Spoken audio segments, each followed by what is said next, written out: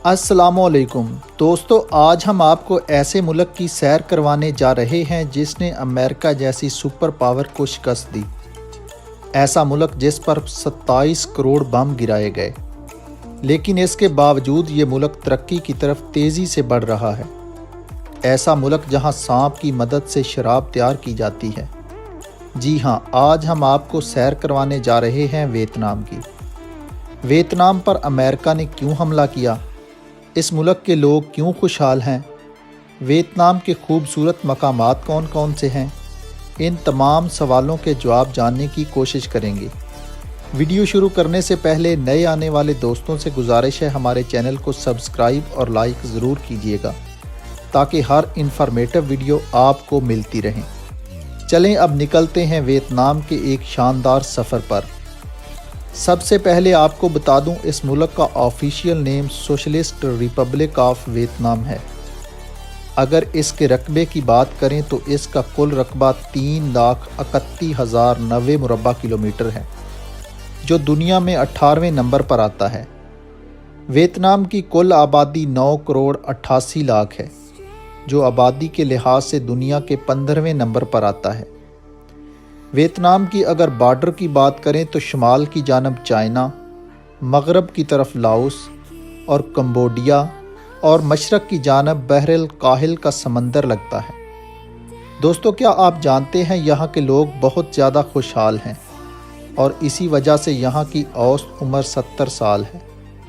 लेकिन खुशहाल होने की सबसे बड़ी वजह यह है कि यहाँ पर बेरोज़गारी ना होने के बराबर है।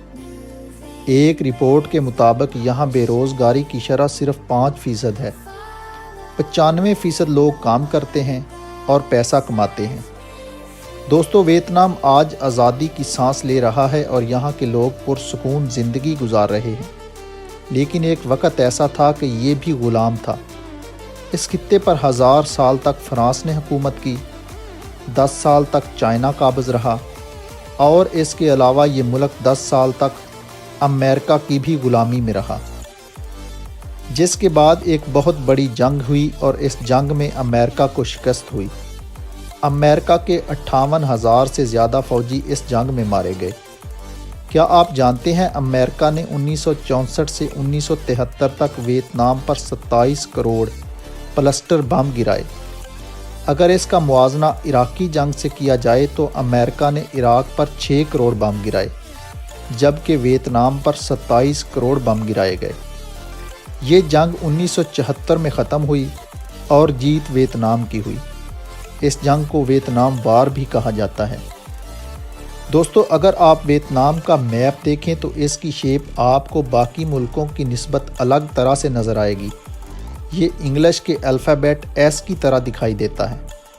इस मुल्क में 14% लोग दूसरे मुल्कों से आकर आबाद हुए हैं और 86% लोग वियतनाम के मकामी हैं। वियतनाम में आपको गाड़ियों से ज़्यादा मोटरसाइकिलें नज़र आएंगी। यहाँ हर कोई मोटरसाइकिल पर सफ़र करता है क्योंकि गाड़ियों को लग्जरी प्रोडक्ट के तौर पर माना जाता है, जिस पर हुकूमत 200 से 300% तक टैक्स लगा देती है। दोस्तों, वैसे आपको काजू तो बहुत पसंद होंगे।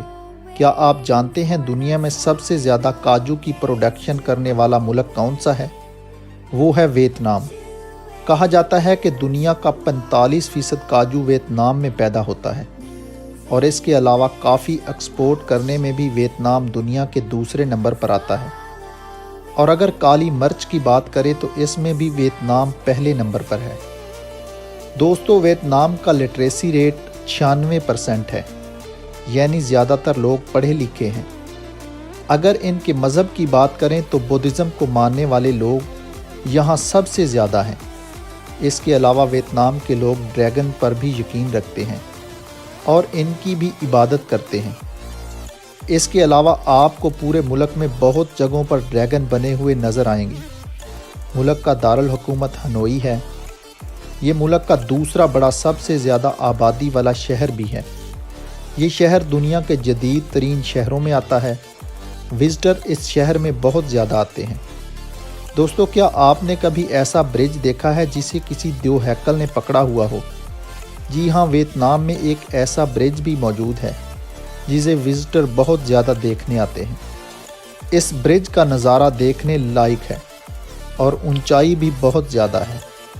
इस ब्रिज का नाम गोल्डन हैंड ब्रिज है और इसकी ऊंचाई 1400 मीटर है। ये वियतनाम के शहर दा नंग में बनाया गया है। ये थी वियतनाम के बारे में दिलचस्प और अहम मालूमात। मज़ीद ऐसी वीडियोज़ के लिए हमारे चैनल को ज़रूर सब्सक्राइब करें। शुक्रिया।